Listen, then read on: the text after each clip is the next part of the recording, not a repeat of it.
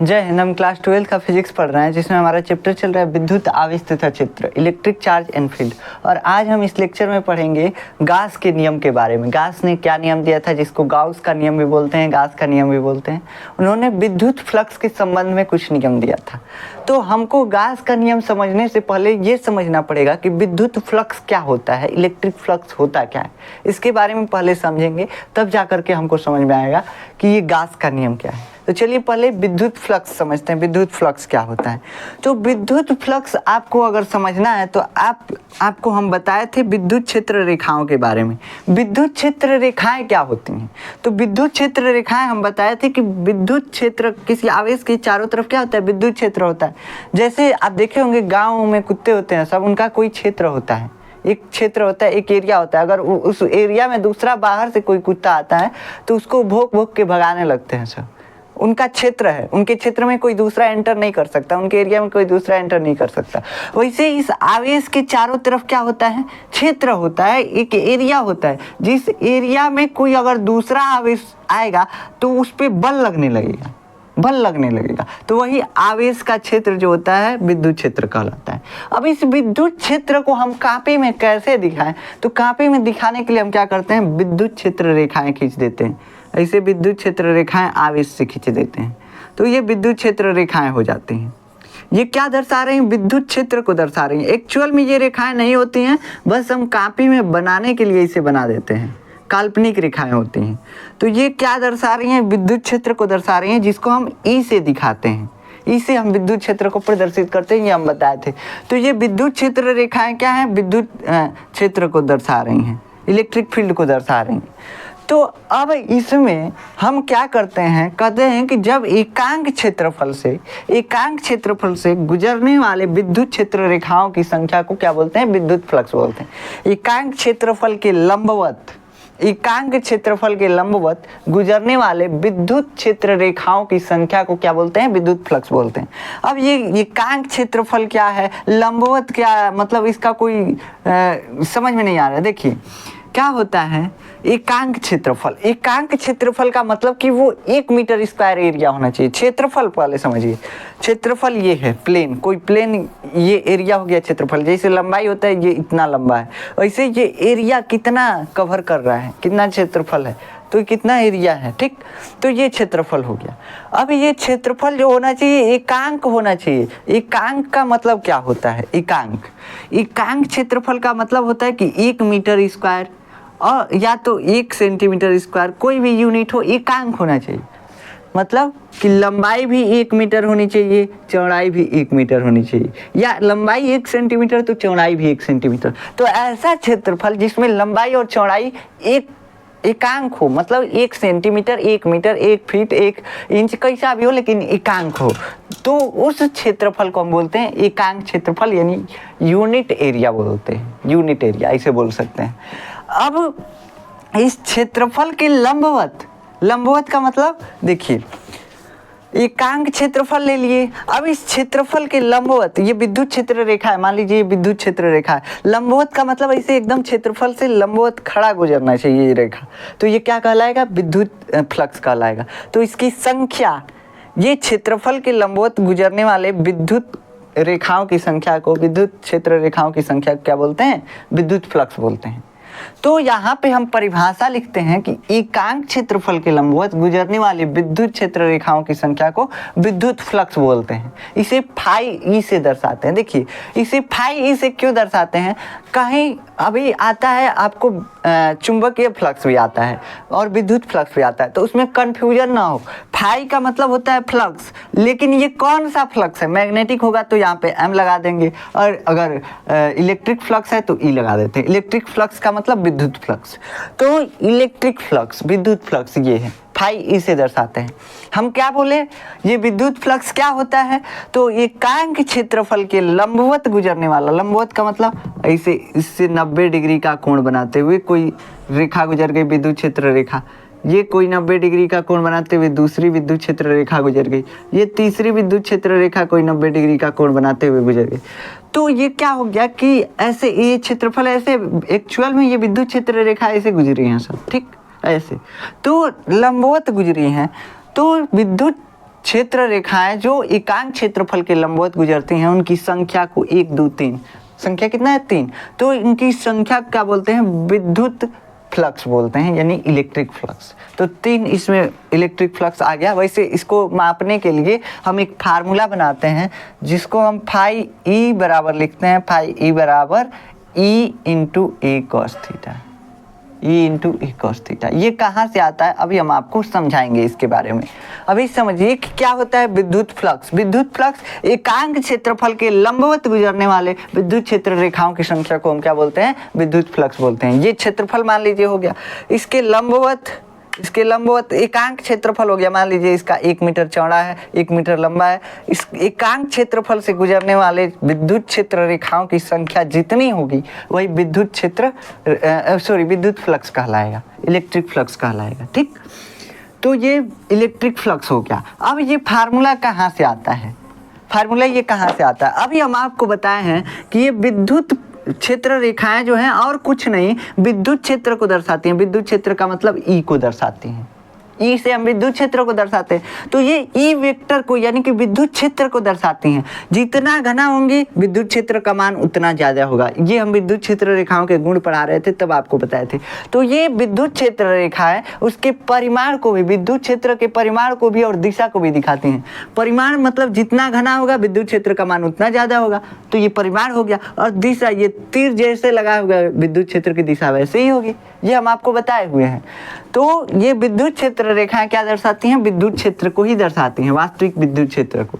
तो इसका मतलब कहीं भी अगर हम विद्युत क्षेत्र रेखा बनाएं तो वहां पे समझिएगा कि ये विद्युत क्षेत्र ही है। रेखा से हम इसको दर्शाए हैं, बस दिखाने के लिए रेखा खींचे हैं। अब ये एकांक क्षेत्रफल हम बनाते हैं, कोई एकांक क्षेत्रफल 1 मीटर चौड़ा है, 1 मीटर लंबा है, ऐसे बना लिए हम।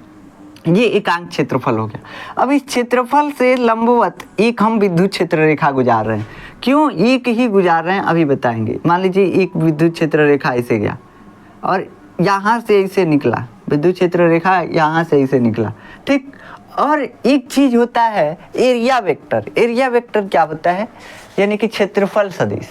क्षेत्रफल सदिश को समझने के लिए देखिए, जैसे हम किसी भी सदिश, क्या होता है सदिश का मतलब किसी भी राशि की दिशा। जैसे हम बोले कि 10 किलोमीटर पूरब दिशा में, तो दिशा इसमें बताया ना कि 10 किलोमीटर पूरब दिशा में आप जाइए, तो हमको दूरी बताने के लिए दिशा बताना पड़ा, मतलब विस्थापन बताने के लिए कि इधर जाना है तो आपको दिशा बताना पड़ा। तो ऐसी राशियां जिनके साथ दिशा बताना पड़ता है सदिश राशियां। लेकिन क्षेत्रफल कहाँ से सदिश आ गया, क्षेत्रफल कहाँ से सदिश आ गया? तो क्षेत्रफल को एक्चुअली सदिश है नहीं, क्षेत्रफल इसको बनाया जाता है। और अगर इसको क्षेत्रफल को सदिश ना बनाया जाए तो हम कोई भी जो भी फार्मूला आता है क्षेत्रफल के साथ उसको हम डिफाइन ही नहीं कर सकते। तो क्षेत्रफल को, फार्मूलों को डिफाइन करने के लिए कई नियम है, उनको डिफाइन करने के लिए क्षेत्रफल को सदिश बनाया गया है। अब सदिश, क्षेत्रफल सदिश क्या होता है, इसे दूरी में समझ में आ रहा है। 10 किलोमीटर पूरब जाना है, दिशा बता दी। क्षेत्रफल में कौन दिशा बताएंगे, ऐसे कर सकते हैं 10 मीटर स्क्वायर। अब इसमें कौन सा दिशा है, हम कह सकते हैं कि 10 मीटर स्क्वायर है, हमारा रूम जो है 44 स्क्वायर मीटर का है, 44 स्क्वायर फीट का है, ठीक। तो ऐसे आप एसी लेने जाते हैं तो उसके लिए रूम का हमको स्क्वायर फीट में एरिया बताना पड़ता है। तो स्क्वायर फीट में हम एरिया बता दिए, हमको इसमें दिशा की ज़रूरत कहाँ है। तो दिशा की ज़रूरत हमको, जब हम फार्मूला को डिफाइन करते हैं तो उसके लिए हमको दिशा की आवश्यकता पड़ती है एरिया में। और कई नियमों को हम डिफाइन करते हैं, वहाँ पर भी ज़रूरत पड़ता है। इसलिए हम क्षेत्रफल को सदिश बनाते हैं। और सदिश बनाने के लिए क्या करते हैं, सदिश और कुछ भी नहीं, क्षेत्रफल जो है ना उसके लंबवत जो भी रेखा, जो भी तीर दिखाया जाएगा वही क्या होगा, क्षेत्रफल सदिश। इस क्षेत्रफल के लंबवत, इस दिशा में इस क्षेत्रफल का सदिश होगा। ये क्षेत्रफल है, एरिया है, और इस एरिया के लंबवत, इस एरिया के लंबवत जो भी दिशा होगा इस क्षेत्रफल का सदिश होगा। समझ रहे, ये क्षेत्रफल का सदिश है, ये क्षेत्रफल का इससे सदिश हो गया, वेक्टर हो गया। तो क्षेत्रफल सदिश का मतलब किसी क्षेत्रफल के लंबवत इस क्षेत्रफल का सदिश होता है। इस क्षेत्रफल का सदिश इसके लंबवत इधर होगा, ठीक। तो किसी भी क्षेत्रफल का सदिश क्षेत्रफल के लंबवत होता है। यहाँ पे हम क्या करें, यहाँ पे ये हम क्या निकाले हैं, विद्युत क्षेत्र, विद्युत क्षेत्र की दिशा है, विद्युत क्षेत्र रेखा गुजरा है, यानी विद्युत क्षेत्र की दिशा को ये दिखा रहा है। अब यहाँ से ये हो गया आपका क्षेत्रफल सदिश, एरिया वेक्टर। एरिया वेक्टर का मतलब ये सरफेस से कितना बनाएगा, 90 डिग्री बनाएगा। क्षेत्रफल से ऐसे निकला हुआ है, एक्चुअली में ये क्षेत्रफल ऐसे है निकला हुआ है, क्षेत्रफल ऐसे है, ऐसे निकला हुआ है, ठीक। तो समझिए कि ये एरिया वेक्टर जो है क्षेत्रफल के साथ 90 डिग्री का कोण बनाया हुआ है, एरिया वेक्टर। अब ये जो विद्युत क्षेत्र है इसका कोण क्षेत्रफल सदिश के कोण के साथ थीटा डिग्री है, थीटा डिग्री है। अब हम बोले आपको कि विद्युत फ्लक्स क्या होता है, तो एकांक क्षेत्रफल के लंबवत गुजरने वाले विद्युत क्षेत्र रेखाओं की संख्या को हम क्या बोलते हैं, विद्युत फ्लक्स। ये देखिए ये लंबवत नहीं गुजर रहा है, अगर लंबवत गुजरता तो इस क्षेत्रफल सदिश पे ही जाता कि नहीं, क्षेत्रफल सदिश पे ही जाता। लंबवत का मतलब इससे 90 डिग्री ऐसे खड़ा गुजरना चाहिए। क्या बोले कि ये क्षेत्रफल सदिश भी लंबवत होता है, और जो विद्युत क्षेत्र रेखा लंबवत गुजरेगा वही विद्युत फ्लक्स कहलाएगा। एकांक क्षेत्रफल के लंबवत जितनी भी विद्युत क्षेत्र रेखाएं गुजरेंगी विद्युत फ्लक्स कहलाएंगी। लेकिन है तो टेढ़ गुजर रहा है, देख रहे हैं, लंबवत नहीं गुजर रहा है, खड़ा नहीं गुजर रहा है, टेढ़ गुजर रहा है। तो कितना कोण बनाते हुए गुजर रहा है, थीटा मान लेते हैं, थीटा कोण बनाते हुए गुजर रहा है ये विद्युत क्षेत्र रेखा, ठीक। ऐसे आपको लग रहा है तो ऐसे बना लीजिए, थोड़ा सा तिरछा, ठीक। तो ये विद्युत क्षेत्र रेखा थोड़ा सा क्षेत्रफल के साथ थीटा कोण बनाते हुए जा रहा है, ये लंबवत नहीं गुजर रहा है। तो हम इसको क्या करेंगे, हम जनरल मान रहे हैं, कभी हो सकता है कि पूरा लंबवत ही गुजरे, एकदम लंबवत गुजरे विद्युत क्षेत्र रेखा, हो सकता है। आप पढ़े होंगे चुंबकीय फ्लक्स के बारे में, तो आपको 10th में पढ़ाया गया होगा, वहाँ से भी थोड़ा रिलेट कर सकते हैं। यहाँ पे बस विद्युत क्षेत्र रेखा है, वहाँ पे होता है चुंबकीय क्षेत्र रेखा। तो यहाँ पे क्या हो गया, ये विद्युत क्षेत्र रेखा ऐसे आ रहा है, इधर गया थीटा कोण बनाते हुए। अब ये विद्युत क्षेत्र रेखा किसको दर्शा रहा है, विद्युत क्षेत्र को दर्शा रहा है। तो विद्युत क्षेत्र क्या है, सदिश राशि है। किसी भी वेक्टर का क्या होता है, घटक होता है। और कौन सा घटक होता है, एक क्षैतिज घटक होता है और एक ऊर्ध्वाधर घटक होता है। क्या होता है, एक ऊर्ध्वाधर घटक होता है और एक क्षैतिज घटक होता है। अब देखिए ये फार्मूला हम कहाँ से लाए हैं, इसी को हम ला रहे हैं अभी। फाई बराबर क्या होता है, विद्युत फ्लक्स क्या होता है, फाई ई बराबर ई ए कॉस थीटा। ई का मतलब विद्युत क्षेत्र की तीव्रता और ए कॉस थीटा, ए और ये कॉस थीटा, इसी का यहाँ से फार्मूला हम बनाए हैं। कैसे बनाए हैं यही बता रहे हैं। तो यहाँ पे हमको अगर फाई विद्युत फ्लक्स, कुल विद्युत फ्लक्स निकालना हो, टोटल विद्युत फ्लक्स, तो हम कैसे निकालेंगे। यहाँ पे हमको टोटल विद्युत फ्लक्स निकालना हो तो कैसे निकालेंगे। तो यहाँ पे अगर विद्युत फ्लक्स निकालना है तो ये तो ऐसे विद्युत क्षेत्र रेखा है। अब अगर हमको लंबवत घटक बस चाहिए, जो लंबवत घटक है वो मिल जाए इस विद्युत क्षेत्र का, तो हमको विद्युत फ्लक्स मालूम चल जाएगा। इस विद्युत क्षेत्र रेखा का लंबवत घटक, ये जो मतलब ऐसे क्षैतिज घटक चाहिए, क्षेत्रफल सदिश के साथ जो घटक होगा एक्चुअली में पृथ्वी के क्षैतिज है, और ऊर्ध्वाधर का मतलब पृथ्वी के खड़ा होना चाहिए, तो ऊर्ध्वाधर घटक ये हो गया इसका। ये हम बताए थे पिछले लेक्चर में भी, ऊर्ध्वाधर घटक क्षैतिज घटक। तो ये ऊर्ध्वाधर घटक हो गया और ये क्षैतिज घटक। कॉस किसके साथ आता है, जिसके साथ थीटा होता है उसके साथ थीटा के साथ कॉस आता है, तो ई कॉस थीटा ये हो जाएगा, ई कॉस थीटा हो जाएगा। और साइन एंगल वाले के विपरीत साइड में साइन आता है, यानी ये ई साइन थीटा हो जाएगा, ई साइन थीटा, ठीक। तो क्या हो गया, ई साइन थीटा हो गया और ई कॉस थीटा हो गया। अब ये ई साइन थीटा और ई कॉस थीटा, यहाँ से ई साइन थीटा का तो कोई मतलब नहीं है। काहे कोई मतलब नहीं है, काहे से कि हम विद्युत क्षेत्र रेखा वही काउंट करेंगे जो क्षेत्रफल सदिश के क्षेत्रफल के लंबवत गुजरे, यानी क्षेत्रफल सदिश के लाइन हो, क्षेत्रफल सदिश की दिशा में गुजरे, क्षेत्रफल की दिशा में गुजरे। क्षेत्रफल के लंबवत क्षेत्रफल सदिश भी होता है, और क्षेत्रफल के लंबवत गुजरने वाली रेखाओं की संख्या को हम क्या बोलते हैं, विद्युत फ्लक्स। ये लंबवत गुजरने वाला क्या हो गया, विद्युत क्षेत्र रेखा हो गया। एक्चुअली में तिरछा गुजर रहा था, लेकिन इसका कुछ भाग देखा जाए तो इधर लंबवत गुजर रहा था, कुछ भाग ऊर्ध्वाधर गुजर रहा था, ऐसे गुजर रहा था। तो यहाँ से हम निकाले, तो हम इसका घटक निकाले, घटक किए तो हमको क्या मिला, ई कॉस थीटा। तो ई कॉस थीटा जो विद्युत क्षेत्र रेखा है यही लंबवत गुजर रही है, यही संख्या क्या होगी, विद्युत फ्लक्स होगी। तो ई एक क्या होगा, यहाँ पे क्या होता है, ई और cos theta, E cos theta और गुणे ई कर दिया जाता है, ठीक। यहाँ पे अगर देखा जाए तो यहाँ पे क्या होता है, डॉट प्रोडक्ट होता है। यहाँ पे फाई जो होता है ये अदिश होता है, फाई अदिश होता है ए वेक्टर और डॉट ई वेक्टर होता है यहाँ पे।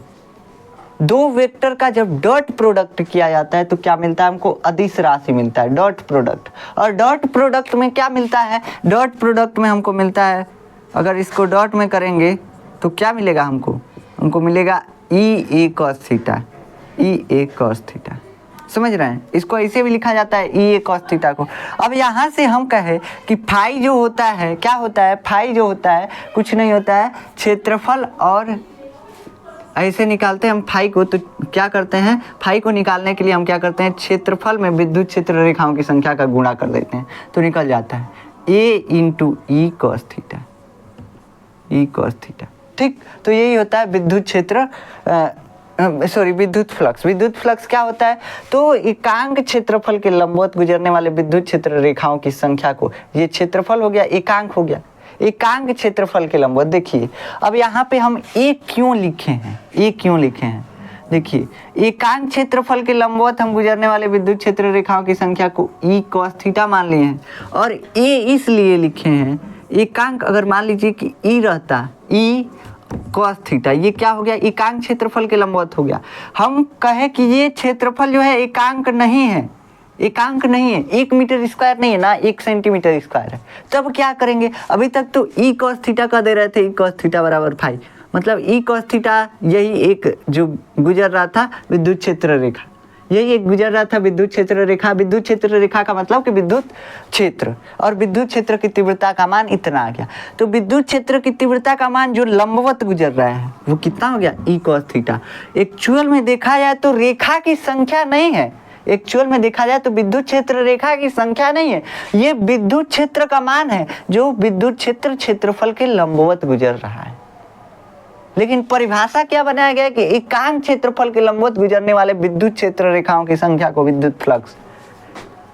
तो फिजिक्स में देखिए यहाँ पे विद्युत क्षेत्र रेखाएं, विद्युत क्षेत्र रेखाओं का मतलब क्या हुआ कि विद्युत क्षेत्र, तो डीपली समझेंगे तो यहाँ पे विद्युत क्षेत्र ही है। विद्युत क्षेत्र कौन सा विद्युत क्षेत्र, तो जो पृष्ठ के लंबवत गुजरे, तो एकांक पृष्ठ के लंबवत गुजरने वाले विद्युत क्षेत्र को क्या बोलते हैं, विद्युत फ्लक्स बोलते हैं, ऐसे समझा जा सकता है। और विद्युत क्षेत्र को यहाँ पे क्या लिख दिया है, विद्युत क्षेत्र रेखा, बस और कुछ नहीं किया, थोड़ा सा चेंज कर दिया है कंफ्यूज करने के लिए। तो यहाँ पे फार्मूला बनता है, यहाँ पे क्या हो गया, हम क्या लिखे, एकांक क्षेत्रफल के लंबवत जो विद्युत क्षेत्र गुजर रहा था वो कितना था, ई कॉस थीटा था, एकांक क्षेत्रफल के लंबवत, मतलब कि एक से इसमें गुणा कर देंगे कोई फर्क नहीं पड़ेगा, एक से उसमें गुणा कर देंगे कोई फर्क नहीं पड़ेगा, एकांक क्षेत्रफल एक एरिया हो गया, मतलब कि 1 मीटर स्क्वायर मान लीजिए, 1 सेंटीमीटर स्क्वायर कुछ भी मान सकते हैं, तो एक से गुणा करेंगे कोई फर्क नहीं। तो ऐसे ही हम बोले कि एकांक क्षेत्रफल से गुजरने वाला विद्युत फ्लक्स इतना है, ई कॉस थीटा है, तो ए यानी कि मान लीजिए 10 मीटर स्क्वायर हो, 15 मीटर स्क्वायर हो, तो एकांक क्षेत्रफल से अगर मान लीजिए कि विद्युत क्षेत्र रेखा गुजर रहा है 10 न्यूटन प्रति कूलम, ऐसे गुजर रहा है 10 न्यूटन प्रति कूलम एकांक क्षेत्रफल से, तो हम कहें कि 10 मीटर स्क्वायर क्षेत्रफल से कितना गुजरेगा, तो आप सिंपल से गुणा कर देंगे, 10 गुणे 10 कितना आ जाएगा, 100 आ जाएगा। इसका भी मात्रक बताएंगे तब आपको समझ में आएगा। मात्रक यहाँ पे हम नहीं लिखते हैं, बस यूनिट लिख दीजिए, 100 यूनिट आएगा। ठीक आएगा कि नहीं आएगा, कहेंगे कि 1 यूनिट क्षेत्रफल से गुजरने वाला विद्युत फ्लक्स कितना है, 10 न्यूटन प्रति कूलम है, इसे यूनिट लिखिए, यूनिट। इसका भी मात्रक अभी हम निकालते हैं। तो 1 यूनिट क्षेत्रफल से गुजरने वाला विद्युत फ्लक्स कितना है, 10 यूनिट है, तो 10 मीटर स्क्वायर से या 10 यूनिट क्षेत्रफल से गुजरने वाला कितना होगा, तो 10 से गुणा कर देंगे, कितना आ जाएगा, 100 यूनिट आ जाएगा, 100 यूनिट आ जाएगा। तो ऐसे ही यहाँ पे एकांक क्षेत्रफल से गुजरने वाला विद्युत क्षेत्र रेखा कितना है, विद्युत क्षेत्र का मान कितना है, ई कॉस थीटा है। तो वैसे ही ए क्षेत्रफल से हम मान लिए, हमको नहीं मालूम है कितना क्षेत्रफल है, ए क्षेत्रफल मान ली, तो ए क्षेत्रफल से गुजरने वाला विद्युत क्षेत्र विद्युत फ्लक्स कितना होगा, तो ए इंटू ई कॉस थीटा, ए इंटू ई कॉस थीटा। तो यहाँ से आता है ये फार्मूला ई ए कॉस थीटा। अब इसको ई को इधर भी कर सकते हैं, इधर भी कर सकते हैं, कोई दिक्कत नहीं है, ये क्रॉस नहीं है, ये मल्टीप्लाई का चिन्ह है, ये वेक्टर में क्रॉस होता है वो क्रॉस नहीं है। तो यहाँ से हम फाई को लिख सकते हैं ई ए कॉस थीटा, ई ए कॉस थीटा लिख सकते हैं कि नहीं लिख सकते हैं। और अगर कहीं ऐसा लिखा हुआ हो तो उसको हम वेक्टर बनाते हैं, तो कैसे लिखते हैं, E vector dot A vector, चाहे ए वेक्टर डॉट ई वेक्टर कुछ भी लिख सकते हैं। तो ये हमारा फार्मूला यहाँ से आता है विद्युत क्षेत्र रेखा, सॉरी विद्युत फ्लक्स का फार्मूला। अब इसका हम क्या निकालें, इसका हम मात्रक निकालें। देखिए यहाँ पे विद्युत क्षेत्र रेखा जहाँ जहाँ लिखा है वहाँ पे मानिएगा विद्युत क्षेत्र रेखा नहीं है, ये विद्युत क्षेत्र है एक्चुअली में, और विद्युत क्षेत्र की तीव्रता है, विद्युत क्षेत्र की तीव्रता का मान है। तो ये विद्युत क्षेत्र रेखा बस कंफ्यूज करने के लिए लिखा जाता है यहाँ पे। तो एकांक क्षेत्रफल से गुजरने वाला विद्युत फ्लक्स कितना है, ई कॉस थीटा। तो हम कहें कि ए क्षेत्रफल से गुजरने वाला तो ए इंटू ई कॉस थीटा हो जाएगा। वैसे सेम कर दिया, हमारा फार्मूला आ गया। अब हम समझते हैं इसका यूनिट क्या होगा, इसका मतलब मात्रक क्या होगा। फाई यानी विद्युत फ्लक्स का मात्रक, फाई ई से इसको दर्शाते हैं, फाई ई हर जगह लिख दीजिए, फाई ई। इसका मात्रक क्या होता है, इसका मात्रक अगर देखा जाए तो ये क्या है, तो विद्युत क्षेत्र की तीव्रता है। विद्युत क्षेत्र की तीव्रता का मात्रक क्या होता है, न्यूटन प्रति कूलाम होता है। विद्युत क्षेत्र की तीव्रता का मात्रक यही होता है ना, न्यूटन प्रति कूलाम, हम आपको बताए थे। और अगर देखा जाए तो इसका एरिया का मात्रक क्या होता है, क्षेत्रफल का मात्रक, क्षेत्रफल बराबर क्या होता है, क्षेत्रफल बराबर लंबाई गुणे चौड़ाई होता है, लंबाई गुणे चौड़ाई यही होता है ना। तो लंबाई का भी मात्रक कितना होता है, मीटर होता है, और चौड़ाई का भी मात्रक मीटर होता है। तो मीटर गुणे मीटर, मीटर स्क्वायर हो जाएगा। यहाँ से क्या हो गया, न्यूटन प्रति कूलाम गुणे मीटर स्क्वायर। अब इसको सॉल्व करेंगे, न्यूटन प्रति कूलाम का मतलब न्यूटन बटा कूलाम, इसको सॉल्व करेंगे तो न्यूटन मीटर स्क्वायर और प्रति कूलाम, कूलाम ठीक, न्यूटन मीटर स्क्वायर प्रति कूलाम इसका मात्रक होता है। फाई का विद्युत फ्लक्स का मात्रक इतना होता है, ठीक। अब चलिए, अब हम समझते हैं गास के नियम के बारे में, जिसको गाउस का नियम भी बोलते हैं। इसका चाहे तो आप स्क्रीनशॉट भी ले सकते हैं। गास का नियम अब समझते हैं। गास का नियम क्या होता है, गास का नियम सिंपल कुछ नहीं बोलता है। गास का नियम कहता है कि किसी बंद पृष्ठ से गुजरने वाला, एक चीज़ और इसमें थोड़ा सा नोट कर लीजिए इस विद्युत फ्लक्स में, तभी आपको थोड़ा सा क्लियर होगा। इसमें दो नोट कीजिएगा। क्या नोट करेंगे, पहला नोट होगा आपका, नोट डाल करके हेडिंग नोट डालिएगा और उसमें लिखिएगा कि किसी क्षेत्रफल से देखिए, मान लीजिए कि ये कोई घन है, कोई डब्बा है, कोई डब्बा मान लीजिए ये डब्बा है। तो अगर इस डब्बा में विद्युत क्षेत्र रेखा घुस रहा है तो विद्युत फ्लक्स निगेटिव होगा। इसमें विद्युत क्षेत्र रेखा घुस रहा है तो इसमें क्या होगा, विद्युत फ्लक्स क्या होगा, फाई का मान निगेटिव होगा। तो किसी वस्तु में प्रवेश करने वाले विद्युत क्षेत्र किसी वस्तु में प्रवेश करने वाले विद्युत फ्लक्स निगेटिव होता है, और जबकि बाहर निकलने वाला विद्युत फ्लक्स कैसा होता है, पॉजिटिव होता है। अगर इस क्षेत्रफल से, इस मतलब डब्बे से कोई विद्युत फ्लक्स बाहर निकल रहा है, तो क्या होगा, वो पॉजिटिव हो जाएगा। तो यही दो नोट आपको लिखना है। पहला नोट क्या होगा कि किसी वस्तु में प्रवेश करने वाला विद्युत फ्लक्स निगेटिव यानी ऋणात्मक होता है, और किसी वस्तु से निकलने वाला विद्युत फ्लक्स पॉजिटिव होता है। ये मानक माना गया है, तो ये आप नोट कर लीजिएगा।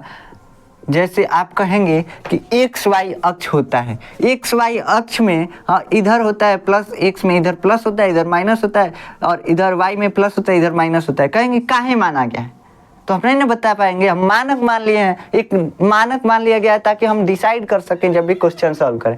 ऐसे यहाँ पे मानक माना गया है कि किसी भी वस्तु में प्रवेश करने वाला विद्युत फ्लक्स निगेटिव होता है, जबकि उस वस्तु से बाहर निकलने वाला विद्युत फ्लक्स पॉजिटिव होता है। तो ये आपको बस नोट में नोट करना है, नोट हेडिंग डाल करके नोट कर लेना है।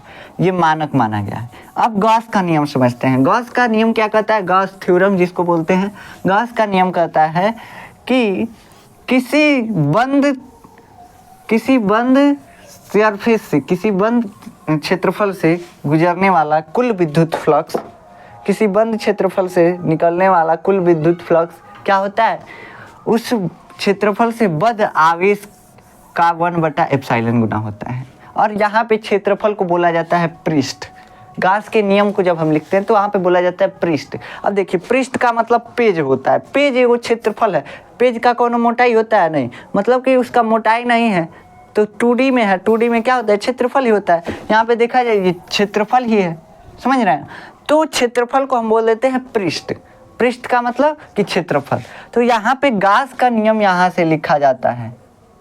गास का नियम लिखते समय ध्यान रखिएगा कि हर जगह पृष्ठ का प्रयोग किया जाता है। आप क्षेत्रफल भी प्रयोग कर देंगे, कोई गलत नहीं करेगा, लेकिन यहाँ पे गास का नियम जो बुक में लिखा होता है उस हिसाब से लिखेंगे, तो आपको पृष्ठ प्रयोग करना पड़ेगा। गास का नियम, गास का नियम क्या कहता है, गॉस थ्योरम जिसको बोलते हैं, ये कहता है कि किसी बंद पृष्ठ से गुजरने वाला कुल विद्युत फ्लक्स उससे बंध आवेश के 1/ε गुना होता है, 1/ε0 गुना होता है। इसका मतलब क्या हुआ? इसका मतलब देखिए, इसको पहले परिभाषा को थोड़ा सा लिख लेते हैं। किसी बंद पृष्ठ से, किसी बंद पृष्ठ से गुजरने वाला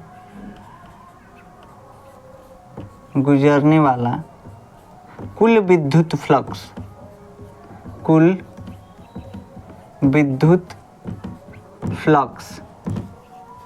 फ्लक्स अभी हम समझाएं क्या होता है। एकांक क्षेत्रफल के लंबवत गुजरने वाले विद्युत क्षेत्र रेखाओं की संख्या, और विद्युत क्षेत्र रेखा मतलब विद्युत क्षेत्र एक्चुअली में।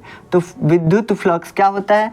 किसी बंद पृष्ठ से गुजरने वाला कुल विद्युत फ्लक्स उससे बद्ध आवेश की, देखिए बहुत टेक्निकल लैंग्वेज लिखा है, उससे बहुत उलझाने वाला लैंग्वेज लिखा है, लेकिन सिंपल है। उससे बद्ध आवेश के, बद्ध आपको समझ में नहीं आ रहा होगा, लेकिन आपको लिखना पड़ेगा, काहे से कि एग्जाम में यही लिखना पड़ता है। उससे बद्ध आवेश की 1/ε0 गुना होता है, गुना के बराबर होता है। अब ये क्या कह रहा है? मान लीजिए कोई फुटबॉल ले लीजिए, कोई फुटबॉल समझते हैं, कोई गुब्बारा ले लीजिए, गुब्बारा है, मान लीजिए गुब्बारा है। गुब्बारा क्या बना रहा है? बंद पृष्ठ बना रहा है, बंद वक्र बना रहा है। क्या बना रहा है? बंद वक्र बना रहा है। तो किसी बंद पृष्ठ से, वक्र मतलब पृष्ठ समझ सकते हैं, तो यहाँ पे किसी बंद पृष्ठ मतलब कहीं भी खुला नहीं होना चाहिए। गुब्बारा का मुंह बांध दीजिएगा, इन्हें खुला छोड़ दीजिएगा। तो ये बंद पृष्ठ हो गया। किसी बंद पृष्ठ से गुजरने वाला कुल विद्युत फ्लक्स कितना होता है? उससे बद्ध आवेश, ये मान लीजिए Q आवेश है, तो उससे बद्ध आवेश की 1/ε0 गुना होता है। फाई बराबर यहाँ पे क्या हो जाएगा? Q × 1/ε0। Q का गुना किसमें? यानी उससे बद्ध आवेश की 1/ε0 गुना होता है। यही गॉस बोले थे, ये बोले थे। क्या बोले थे? जो बोले थे वो हम लिख दिए।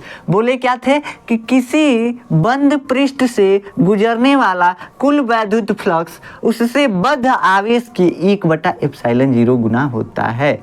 बस इतना ही बोले थे, और इसको हम लिख दिए कि उससे बद्ध जो आवेश है उसमें गुणा कर देंगे किसका? 1/ε0 का, तो 1/ε0 गुना हो गया। यही क्या बोले थे कि यही विद्युत फ्लक्स है, तो इसको फाई ई के बराबर कर दिए, खत्म। यही बोले थे गास, और यही गास का नियम है। तो अगर हम विद्युत फ्लक्स नहीं समझते तो क्या यहाँ पे समझ में आता कि क्या है, नियम क्या है? समझ में आता? नहीं समझ में आता। तो विद्युत फ्लक्स क्या है? विद्युत फ्लक्स एकांक क्षेत्रफल से गुजरने वाला विद्युत क्षेत्र रेखाओं की संख्या है। और यहाँ पे ये गास बोल रहे हैं कि कोई अगर बंद पृष्ठ है, अगर उसके अंदर कोई आवेश है, तो इस बंद पृष्ठ से निकलने वाला जो विद्युत फ्लक्स होगा, गुजरने वाला जो विद्युत फ्लक्स होगा, वो कितना होगा? आवेश के 1/ε0 गुना होगा। उससे बद्ध कुल आवेश, अब मान लीजिए एक आवेश ये है, कोई दूसरा आवेश यहाँ पे Q2 आ गया, ये Q1 मान लीजिए, ये Q2 मान लीजिए। तो अब क्या होगा विद्युत फ्लक्स? अब विद्युत फ्लक्स दूसरा हो जाएगा, फाई ई बराबर हो जाएगा कुल आवेश, यानी Q1 + Q2। कितना हो जाएगा? Q1 + Q2 और गुणे 1/ε0। कुल आवेश के 1/ε0 गुना होता है। तो बाबू ध्यान दीजिएगा कि कौ आवेश इस पृष्ठ के अंदर है, कौ आवेश इस पृष्ठ के अंदर है, तब जाकर के हम विद्युत फ्लक्स निकाल सकते हैं। अब इसका जो डेरिवेशन है हम नेक्स्ट लेक्चर में करेंगे, लेकिन इससे पहले समझ लीजिए कि ये कह क्या रहे हैं।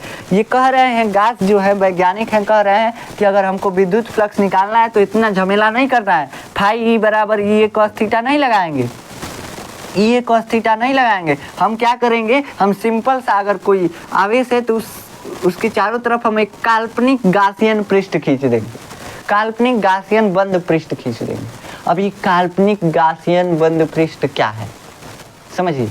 काल्पनिक का मतलब है गुब्बारा हम लिए हैं, कल्पना किए हैं। यहाँ पे एक्चुअल में गुब्बारा है नहीं है, है या नहीं है, तो हम एक्चुअल में कल्पना किए हैं। मतलब ये पृष्ठ कोई होगा नहीं, आवेश जो है इसके चारों तरफ कोई पृष्ठ नहीं होगा, हम कल्पना करेंगे, कल्पना करेंगे। अब जहाँ जहाँ आवेश होगा ले जाके बंद करेंगे पृष्ठ, गुब्बारा लगाएंगे हर जगह, नहीं ना लगा सकते हैं, तो हम कल्पना करेंगे। आप लगा भी सकते हैं लेकिन कल्पना किया जाता है कि ये पृष्ठ है। अगर हमको विद्युत फ्लक्स निकालना है तो इस पृष्ठ से, संपूर्ण पृष्ठ से, पूरा जो ये गासियन पृष्ठ है, इसको गासियन पृष्ठ अब बोलेंगे। जब बंद कर दिए काल्पनिक गासियन पृष्ठ, मतलब कि अगर किसी आवेश को हम क्या कर दिए, कल्पना करके किसी पृष्ठ से बंद कर दिए, किसी चादर से बंद कर दिए, तो ये जो बंद किए हैं इस आवेश को, तो इस जो जिससे हम बंद किए उसको क्या बोलेंगे, गासियन पृष्ठ। कौन सा गासियन पृष्ठ, काल्पनिक, क्योंकि हम कल्पना करके बंद किए हैं। एक्चुअल में यहाँ पे कोनो पृष्ठ नहीं, कल्पना किए हैं, कुछ भी नहीं है यहाँ पे, खाली खाली है, लेकिन हम कल्पना किए हैं। तो गास बोले थे कि किसी बंद गासियन पृष्ठ से गुजरने वाला कुल विद्युत फ्लक्स, किसी काल्पनिक बंद गासियन पृष्ठ से गुजरने वाला कुल विद्युत फ्लक्स कितना होगा, उससे बद्ध आवेश के 1/ε0 गुना होगा। उससे बद्ध कुल आवेश के, जितना भी आवेश उससे बंद, उसके अंदर होगा, उस पृष्ठ के अंदर होगा। इस पृष्ठ के अंदर अगर Q3 भी कोई आवेश रहता तो उसको भी जोड़ लेते, Q1 + Q2 + Q3 और गुणे 1/ε0, यही हो जाएगा विद्युत फ्लक्स। ठीक, तो ये बोले कि कोई भी अगर आवेश है, इस आवेश के कारण कितना विद्युत फ्लक्स पास हो रहा है चारों तरफ मिला करके, अगर ये निकालना है तो हम क्या करेंगे, हम सिंपल सा उस आवेश में 1/ε0 का गुणा कर देंगे। हमको मालूम चल जाएगा कितना फ्लक्स है, कितना फ्लक्स चारों ओर निकल रहा है। बस इतना ही सिंपल सा है और कुछ नहीं। यही गास बोले थे। और बोले थे कि आवेश जो जितना अंदर आवेश होगा उतना ही आवेश लेंगे। अगर कोई आवेश इस पृष्ठ के बाहर यहाँ पे होता है तो इस आवेश को ऐड नहीं करेंगे। जो भी इस पृष्ठ के अंदर, इसके अंदर होना चाहिए, जो घेर दिए हैं उसके अंदर ही आवेश होना चाहिए, तो उसी आवेश के कारण हम विद्युत फ्लक्स निकाल सकते हैं। अगर इसके कारण निकालना है, इसको भी गासियन पृष्ठ से घेर दीजिए, घेर देंगे निकल जाएगा, सिंपल सा बात है। तो किसी बंद पृष्ठ से बद्ध आवेश का 1/ε0 गुना क्या होता है, विद्युत फ्लक्स होता है। तो किसी बंद गासियन पृष्ठ से, किसी काल्पनिक बंद गासियन पृष्ठ से गुजरने वाला कुल विद्युत फ्लक्स उससे बद्ध आवेश के 1/ε0 गुना होता है। बस बद्ध का मतलब कि अंदर होना चाहिए, बद्ध का मतलब कि पृष्ठ के अंदर होना चाहिए। आवेश जो है पृष्ठ के अंदर होना चाहिए, बाहर नहीं होना चाहिए। यही बस गास बोले थे। तो आशा है कि आपको गास का नियम समझ में आया होगा। गास का नियम क्या कहता है कि किसी बंद पृष्ठ से बद्ध आवेश, बद्ध का मतलब कि आवेश जो है अंदर जो आवेश है उसी को बद्ध आवेश बोलेंगे। जो बाहर रखा हुआ है उसको कोनो हम माने नहीं देंगे, उसके कारण हम विद्युत फ्लक्स नहीं निकाल रहे हैं। जो गासियन पृष्ठ के अंदर हम बंद किए हैं उसी आवेश के कारण हम विद्युत फ्लक्स निकाल रहे हैं। कुल विद्युत फ्लक्स कितना है इस आवेश के कारण, तो किसी काल्पनिक बंद गासियन पृष्ठ से गुजरने वाला कुल विद्युत फ्लक्स उससे बद्ध आवेश के 1/ε0 गुना के बराबर होता है। इससे बद्ध जितना आवेश है Q1, Q2, Q3 सबको जोड़ देंगे और उसमें 1/ε0 का गुणा कर देंगे, वही निकल जाएगा हमारा विद्युत फ्लक्स। अब इसको हमको प्रूफ करना पड़ेगा। गास जो है कह दिया, मान लेंगे नहीं मानेंगे। कहें से कि हमको प्रूफ दिखाइए, कैसे आप लाए हैं, कैसे कह रहे हैं कि 1/ε0 का गुणा कर देंगे। हम इतना लंबा फार्मूला बनाए हैं E × A cos θ, आप कह रहे हैं नहीं बस 1/4πε0 का गुणा कर दो, आ गया। कैसे हो गया ये, तो इसको हम नेक्स्ट लेक्चर में प्रूफ करेंगे। लेकिन इससे पहले थोड़ा सा एक क्वेश्चन कर लीजिए। क्या क्वेश्चन करेंगे, थोड़ा सा क्वेश्चन प्रैक्टिस कर लेते हैं, उसके बाद नेक्स्ट लेक्चर में इसको हम आपको अच्छे से बता देंगे। इसके नीचे लिख लीजिएगा φE = Q × 1/ε0, इसको लिख लीजिएगा। ये फार्मूला गास ने दिया था, ये गास का कथन है जिसको हम मैथमेटिकल फॉर्म में लिख दिए। गास का कथन यही है। अब इसमें एक आप क्वेश्चन कीजिए। पहला क्वेश्चन आपको दे रहे हैं। पहला क्वेश्चन है कि क्या कह रहा है, कह रहा है कि 10 न्यूटन प्रति कूलाम विद्युत क्षेत्र है। ई का मान कितना है, 10 न्यूटन प्रति कूलाम है। और क्षेत्रफल कितना दिया हुआ है, ए का मान दिया हुआ है 5 मीटर स्क्वायर दिया हुआ है क्षेत्रफल का मान। और इसका इन दोनों के साथ जो ई वेक्टर और ए वेक्टर के साथ जो कोण है, दोनों के साथ जो कोण है उसका मान दिया हुआ है 30 डिग्री।